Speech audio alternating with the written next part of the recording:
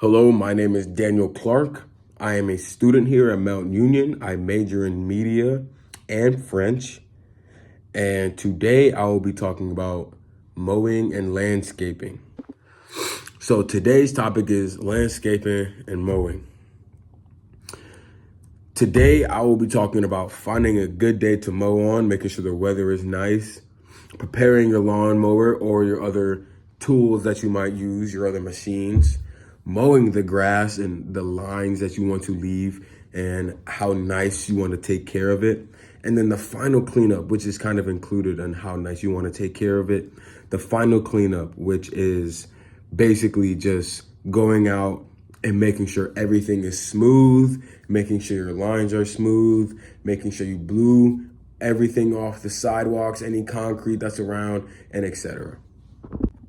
So finding a good day is very important in your lawn mowing journey. One thing that you have to be able to do is check the weather app every day, because sometimes you may get rained out. Sometimes it might actually be too hot for you to go out there to work, and you don't want to risk your life going out there to work in some heat that could and eventually harm you or may cause you to dysfunction.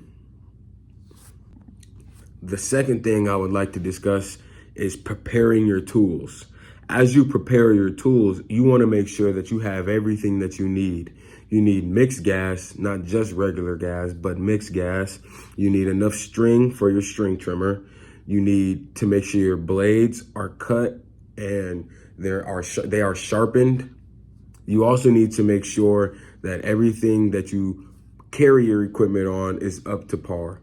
If it isn't up to date and you may have something wrong with a tire on your truck or a tire on your trailer, then that's something that you would need to go fix before you start this journey.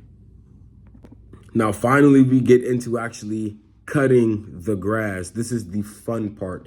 This is the part where you are finally able to show how creative and decorative you are on a lawn. Basically, one of the best ways to start cutting a lot, say your lot is a square lot.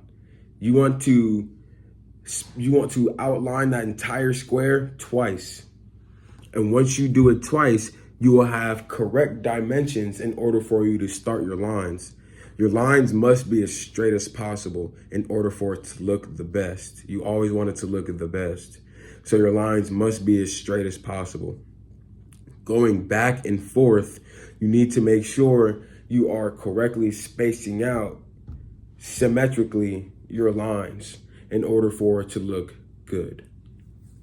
Now, when you cut with the string trimmer, a lot of people cut different ways. When you use the string trimmer, according to treeservice.com, you can either flat top or you can 90. 90ing is having the string trimmer up and down vertically and using the string to just cut on the inside of the edges. Edges are usually up towards concrete or dirt.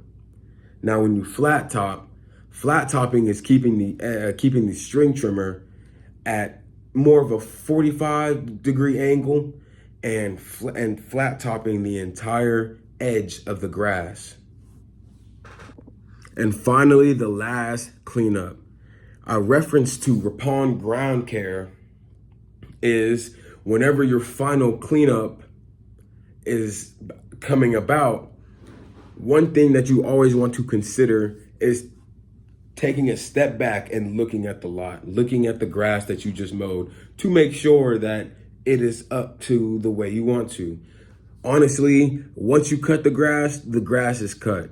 It's not gonna look any better than what you already done, but you can always take mental notes on where you might have messed up or where you've done really good. One thing that is very important is to make sure all the area around the lot is cleaned up and there's no extra grass laying on concrete or laying in a flower bed. Try to get you a leaf blower or just a blower and blow all that extra grass back into the grass. When you put extra grass back into the grass, it lets the grass grow a little faster. So you might find yourself having a job again very soon. One thing I would like to add in is watering habits. Some people who do grass and cut lawns also do irrigation. Irrigation is just laying down water hoses and sprinklers out in a lawn for somebody who have their lawn grow faster and faster and not have to wait on the rain. You'll see if you wait on the rain a lot, especially in places that I lived in or places that I live in now, it gets hot and it gets very hot very fast. As it's getting hot, that grass is starting to die. The nutrients in the grass is started to shrink because it doesn't have any water to keep it tight and hold it and make sure it's strong and growing. So irrigation is also very important. Watering habits depend on where you live. If you live in a very, very hot and humid area, you kind of want to water all the time, maybe almost every day, depending on the season. The summer season, you would probably want to water every day. Getting into the winter, you can cut that down to about every 5 to 8 days. If you live in a place that rains a lot, you can probably water your grass 5 to 8 days. And as it gets closer to the winter, you can bump it up to about 8 to 12 days. And that is it for today. Everything I talked about today was when to mow the grass, how to mow the grass, what tools to use, and what tools are available for you to go out and search for, the cleanup process, and finally how to make watering your grass a habit and just watering your grass in general. Thank you for paying attention to this PowerPoint and presentation. Thank you very much for taking the time out of your day to listen.